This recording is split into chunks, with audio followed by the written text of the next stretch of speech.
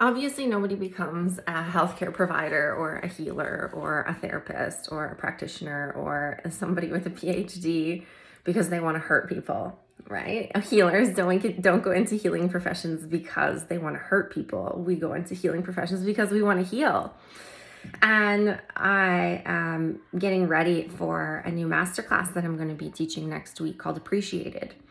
And in doing so, I'm going over, some of my older stuff, and I'm noticing some of the things that I used to say that I thought were healing, but they're actually harmful and they're actually just versions of spiritualized control.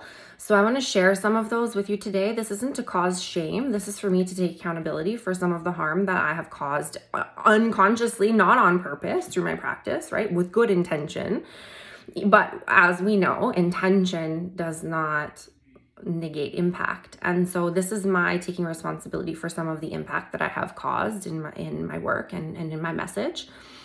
And so these are some of the things that I have said in my practice that I thought were wise, and I thought they were insightful. I thought they were healing. I thought they were helpful.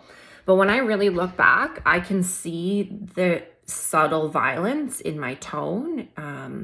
I can see the pressure that I put on clients to transcend their pain before they were ready.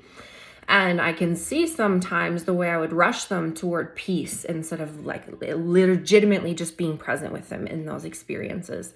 So these are some things that I said that I want to take responsibility for. And this is not to create shame. I don't believe in shame, but if I said this to you, I apologize. And if you are a healer, I would love for you to invite yourself into this conversation and do some reflection and see if there's anything here for you in this as well.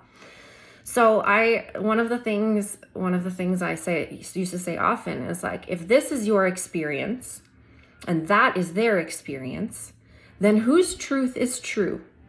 Okay. It's a good question on the surface. I meant for it to invite reflection, but I can see how that can land like spiritual gaslighting.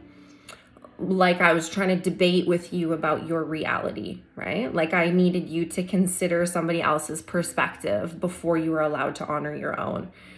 And if I use that line on you and it caused you to doubt yourself, I want you to know that I'm sorry. You didn't need a riddle. You needed to know that what you were saying was important and real, and I apologize for that. If you are another helper who uses this line, I'm not asking you to change your whole entire practice. I'm not asking you to burn anything to the ground. I would, if this was me, I would want an invitation to become more mindful about when we use philosophical questions inside of people's pain. And sometimes, what I would do now instead is I would offer a response in these places like your truth is true enough for us to start here, right? Let me hear more about this instead of trying to get out of the pain so quickly. Okay? Another thing I said, and this is iconic Step Queen stuff, right? Get off the wheel, Gina.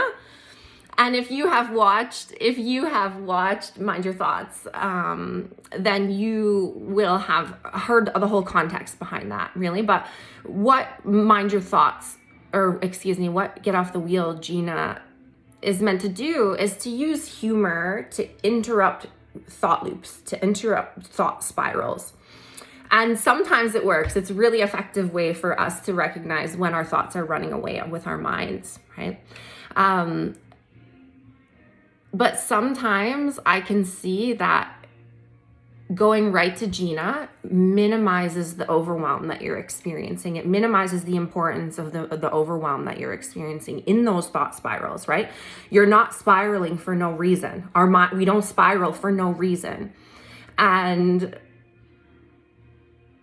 Get Off the Wheel, Gina, basically what it's doing is telling you to tell your racing thoughts to shut up, right? When really what you needed was safety and space to be heard. So if I ever made your spiraling mind feel like a joke, it was not a joke, and I'm sorry. You are not too much. Your overwhelm makes sense to me. The reason your thoughts are spiraling make complete sense to me. And so if I ever cut you off in those places or tried to use humor to make myself more comfortable in those situations, I am very, very sorry. You did not deserve that. Okay. If you are a healer and you work with people who are in emotional dysregulation, which pretty much our state of our nation tends to be in some version of dysregulation, the invitation here is to remember that entering into a space where we are helping people interrupt dysregulation, it doesn't have to be jarring, right? It doesn't have to be so loud. And I'm not saying everybody is doing this, right? It's just for us to consider. So I find what I would do now is I would probably lean towards something more like gentle attunement, me, myself, taking a deep breath, right? Me, myself, taking a deep breath instead of trying to jump to that finish line. Another one, iconic stepmom or step queen line that I would use that I apologize for, that has like subtle violence in it, is, what story are you telling yourself about this? What is the story you're telling yourself about this pain?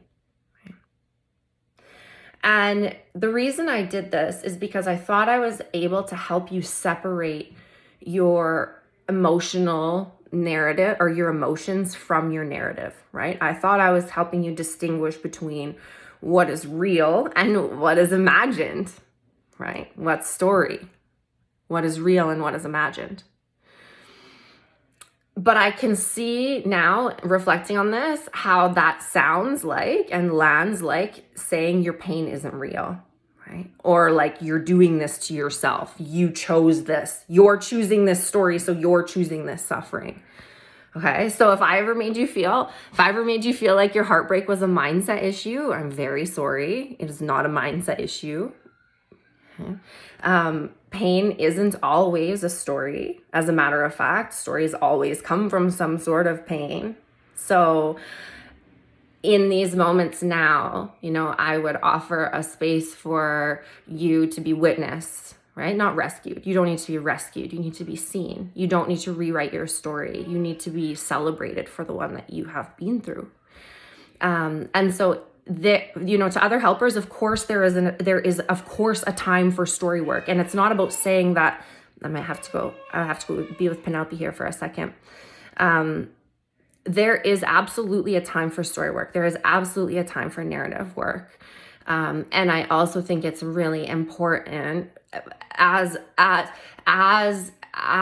know with myself, it's really important to remember that no matter how long somebody has been doing this kind of work, sometimes the body has a reaction, and sometimes we don't need to rush to solving it. We don't need to rush to fixing that. We don't need to rush to rewrite the story. The story is what the story is today, and that is what we need to embrace and be present for. Okay?